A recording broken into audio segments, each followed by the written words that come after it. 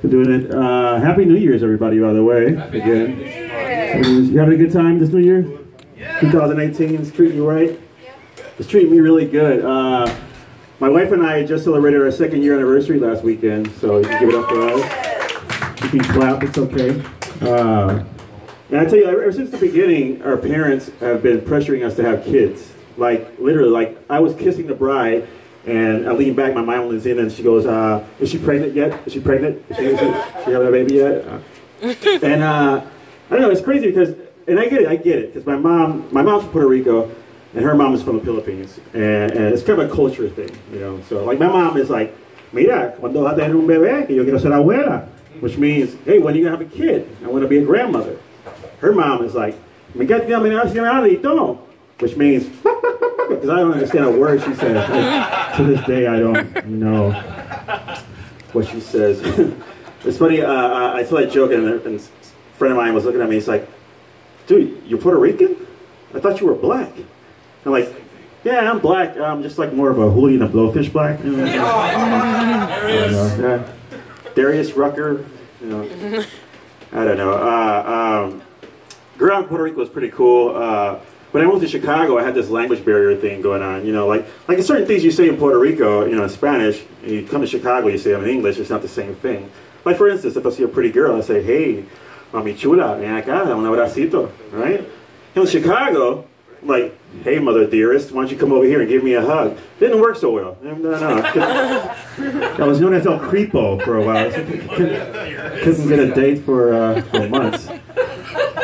Heartbreaking. Another word was molestar, which means to bother. And I didn't know about the word to bother.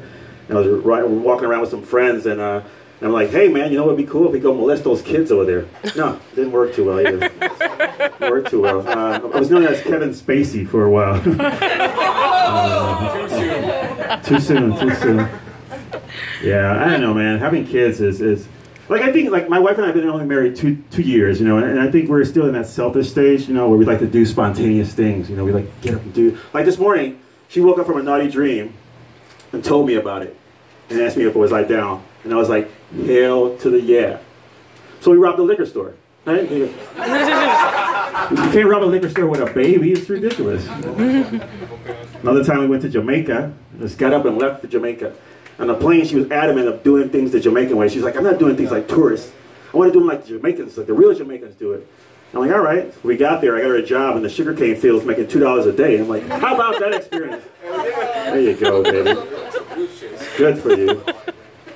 I don't know, man. I think when you have kids, things change. You know, like I got a buddy, we used to hang out all the time. We used to go out and party and kick it.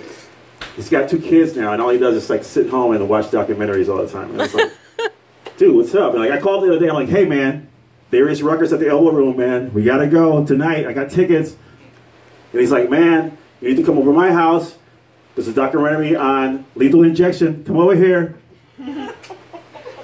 So I went over and watched it. I mean, I'm a cool friend. We have kids, it's true. Ah, there you go, see? I tell no lies. But it's crazy because we were watching a documentary about lethal injection, and I noticed that before they put that needle in the guy's arm, they swabbed it with alcohol. You know what I mean? Like, this guy's about to die in 30 seconds to cardiac arrest and asphyxiation. Like, I'm pretty sure he's not like, yo, whoa, doc, what are you doing? You didn't swab that arm yet. Like, what are you trying to kill me? What are you doing? What kind of place you running here? Put some of that alcohol in there. Yeah, put some alcohol before you put the poison inside of me. I don't know. It reminds me of, like, it's kind of pointless. It reminds me of, like, when girls put napkins over their drinks before they go to the bathroom. You guys seen this before? Everybody does. You know, I don't know, man. Like you put a napkin on your drink, you know. No one's gonna root you. No, but you're right. Like I saw this. All right, I was at the bar one time, and I saw this ugly girl. I mean, no way. She put a napkin over her drink, and I was like, "What are you doing? Nobody's gonna put anything in that drink." And she's like, "You can never be too safe these days." I'm like, "No. I'm looking at you. No one's gonna put anything in that drink." Yes, it's a joke. Come on. It's supposed to be just don't take the drink. Can I say something? Sure. It's not about the drink. It's about saving your spine. Oh yeah, well. Who knows that? Yeah, I know that. So, we're bending the truth here a little bit, you know, I'm naive. to make people laugh. But I don't know, like you put a napkin, like that's the best idea you can come up with, you know? Like if that really works, then why don't we use a napkin for everything else? Like, you know, if you own a bank, put a napkin on the door, you know, right?